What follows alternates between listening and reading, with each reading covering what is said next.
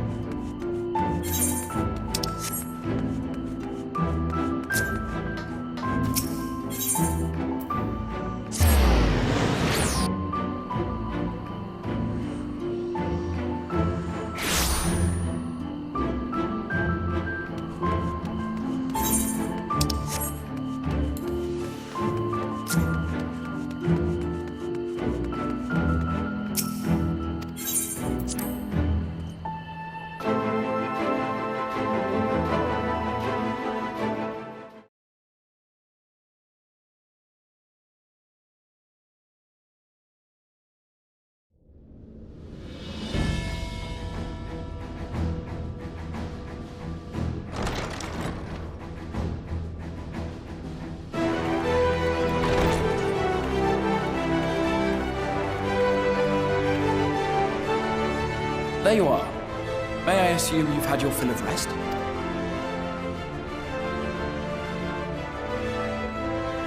That is well. Now that we are all present, let us speak of our plan. Thus far, we have vanquished 4 Lightborns, restoring Night to much of Norvrand. Only one remains, that of Calusia, and with Reen to guide us, I am certain we will find it.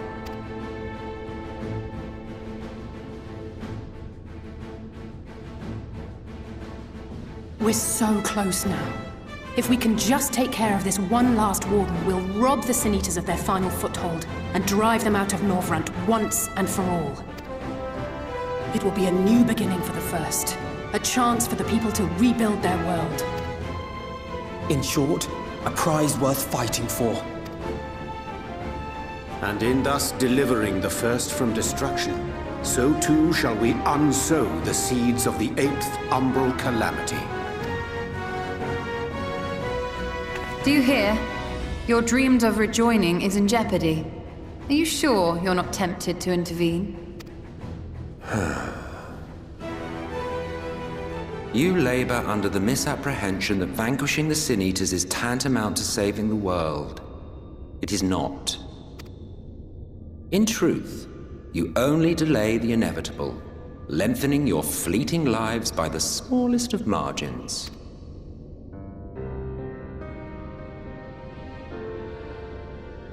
It would be churlish of me to deny you this small concession, close as we've become. Foolish and misguided though you are not without charm. Each and every one of you is possessed of a noble heart. When the weak want for succor, you do not hesitate to provide it. Alas, your nobility is short-sighted. You think only of the problem in front of your nose. A limitation of your ephemeral existence. Our lives may seem short and insignificant to the likes of you, but one does not need to be an eternal being to achieve lasting change. If I may stop you there, I do not claim that we Ascians are special. That is another misconception. In the beginning, everyone lived nigh for eternity. Such was the natural order of things. But like so much else, this was taken from you.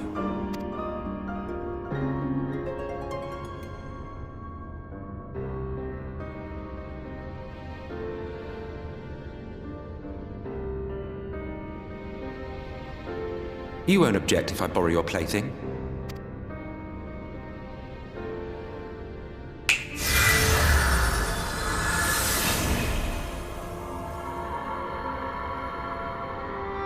In the distant past, when the world was one and whole, a great calamity threatened all life.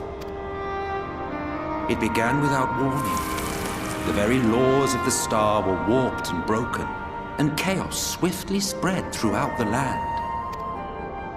Faced with annihilation, we sought to imbue the star with its own will. Thus was Zodiark born, and by his power was order restored. Ere long, however, thankless fools began to fear that Zodiark's might was too great, and so they conjured another to keep him in check. Your own dear Hydaelyn. And the two beings waged war until, with a single devastating blow, Hydaelyn unmade Zodiark, scattering his being across space and time. So you told us in the Katana Ravel. Yes. And there began our woes, with Hydaelyn's blow and all that it wrought. As a counterbalance to Zodiark, Hydaelyn was created with the power to enervate her foe. This singular ability strikes not at such banal things as flesh, but everything that defines the target, diluting its existence. For example, were she to strike you,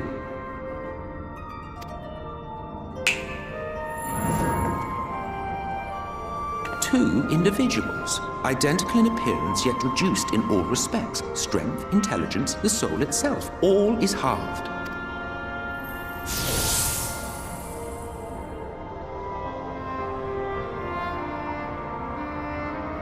Do you see? This self-same fate befell not only Zodiark, but the very star.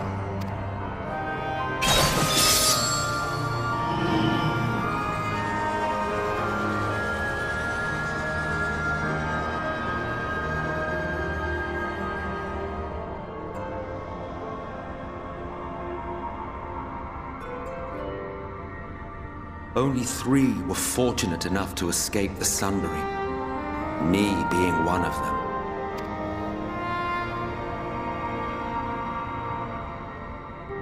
When I beheld the shattered remnants of our home, I knew deepest despair.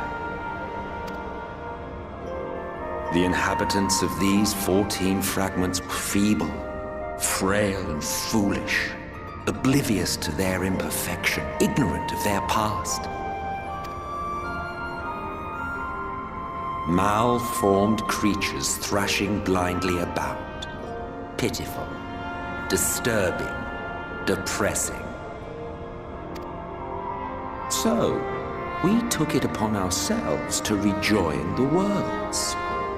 But in our eagerness and, I confess, our ignorance, we erred and made a useless void of the 13th.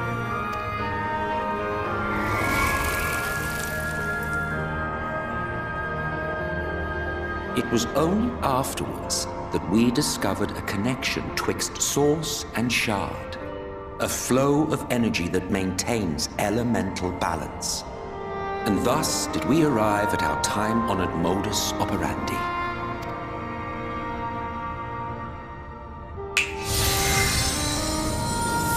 From a purely Ascian standpoint, it could be said that what you seek to do is only logical. But that would be to ignore the immeasurable destruction wrought with each rejoining. You have murdered millions, and this we cannot condone. By your fragmented existence, you continue to give rise to tragedies far crueler than any calamity. But yes, moral relativism and all that. Case in point, I do not consider you to be truly alive, ergo, I will not be guilty of murder if I kill you.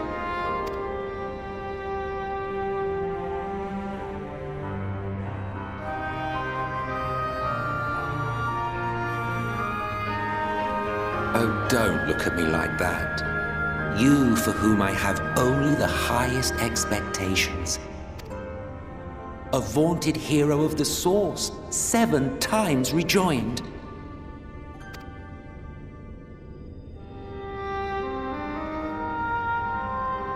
Long have I awaited one who might brave a path of lesser tragedy. A resilient soul able to endure the necessary pain. I dare to hope that my wait is over. So, finish your task and slay the Light Warden. Make proof of your usefulness, and then we may speak again.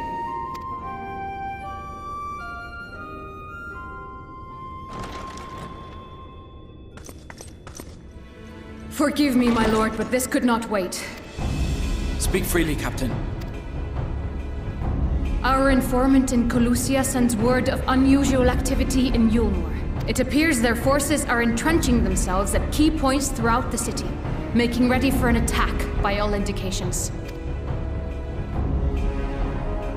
An intriguing use of resources. I rather doubt Lord Vorthry is concerned for the safety of his citizens. You think he's harboring the Light Warden inside the city walls? Even if he does have some means of controlling the Sin Eaters, wouldn't that be a little risky? Risky or not, if there is even a chance the Warden is hiding there, we will need to act fast. The longer we wait, the better prepared the Yulmorans will be.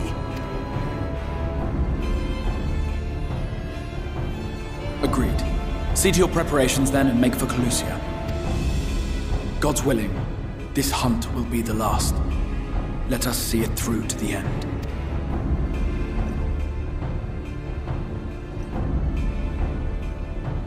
We should begin by assembling in Rite. There we may assess the situation in Yulmore and decide how best to proceed.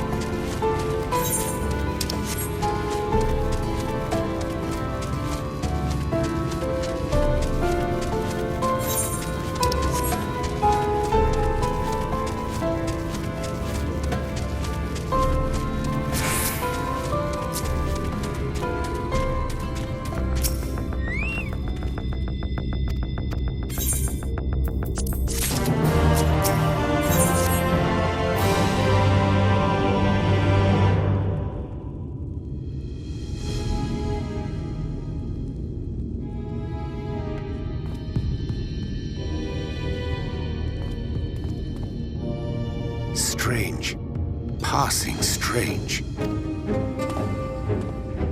By their behavior, we may safely assume that they are under Vorthri's mind control. Yet the extent of the effect seemeth to vary dramatically between subjects. It is far too pronounced to be attributed simply to the vagaries of innate magical resistance.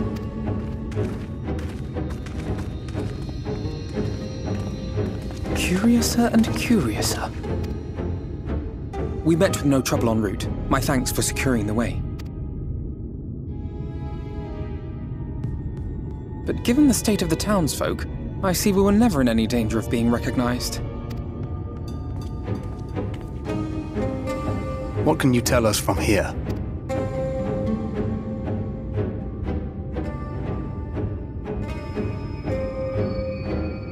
I sense a powerful eater in the uppermost reaches of the city. But there's something different about it. Its light is impure. We need to get closer.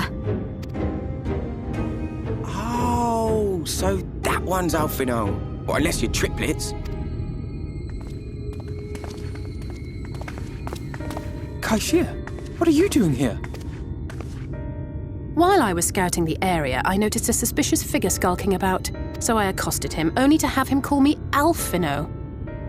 I thought it best to bring him along.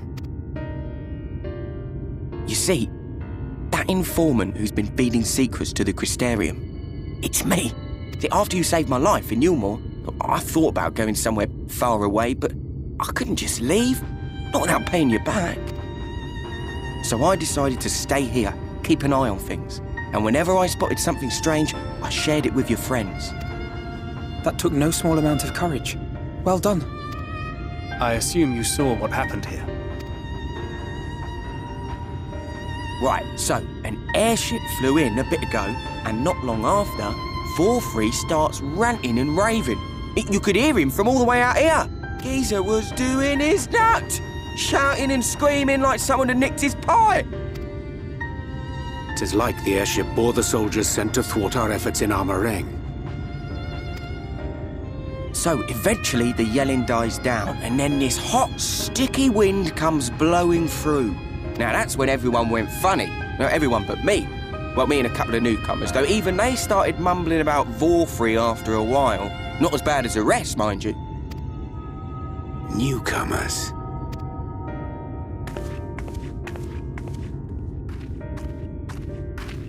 There's something I need Reen to see.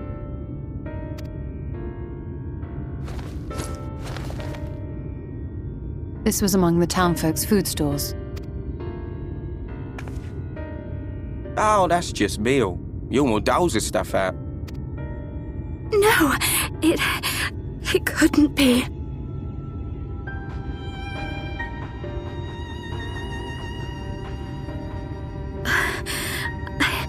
I know what it is.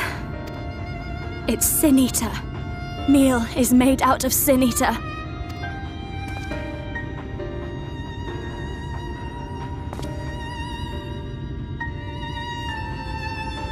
So it is.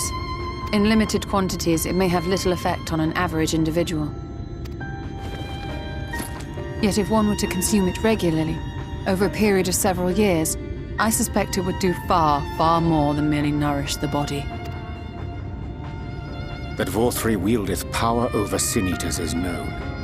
Could it be that those who partake of their flesh do thereby render themselves susceptible to his influence? It would serve to explain why the town's newer arrivals succumbed less quickly than those raised on a diet of meal.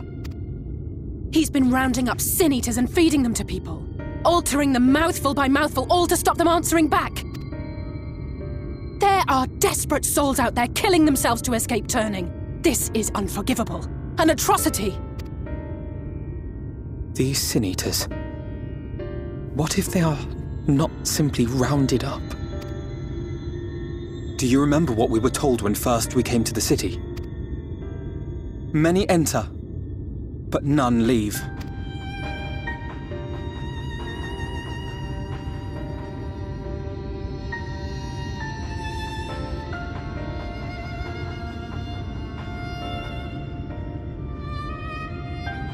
Let us put an end to it. To this paradise built upon the bones of the poor. Vorthra's deeds are beyond justification. Beyond forgiveness. Evil. It's highly probable that the Light Warden is waiting for us somewhere in there, and I'm all for going after it. But our enemies know our faces. They know that we are coming, and they will not let us through without a fight. Like it or not, the time for stealth is past. Now, my friend, if you would be so good as to lead the charge.